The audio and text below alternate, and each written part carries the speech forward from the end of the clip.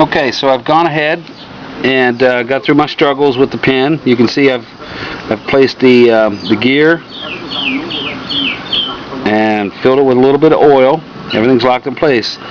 If you can see the white on the end of my tool here, I've added a little bit of Teflon tape to the grub screw that goes into the side of the diff case itself.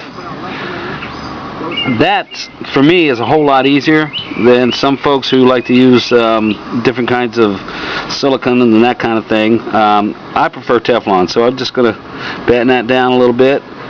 Make sure it's not too tight. It gives it a good seal. I've never had a leak problem with that, and you can see the excess pops right off. Alright, so we've got the diff body reassembled, and we've got the rest of the gears ready to go in. Everything's nice and snug.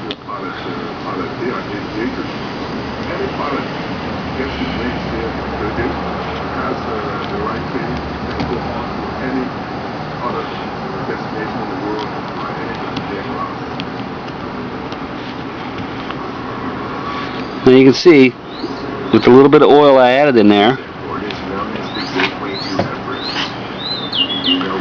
it's already starting to fill the gaps and the voids inside the gear. Everything's rotating nicely. Everything seems to be seated pretty well. You double check, put your finger down on it. Now we fill the rest of the cavity with fluid. And on top we go. The gasket's fine. Double check that. Make sure we've got proper alignment on the holes. Simple alignment tool, toothpick. And we're aligned. I like to let it sit like this for a few minutes. Let all the excess oil that's in the screw holes, let that bleed out. Sometimes I help it along. Let it drain a little bit. Obviously we've got to wipe it down before we put it back together.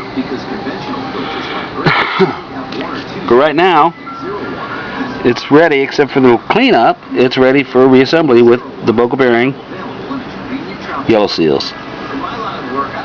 And we'll be back with the next segment.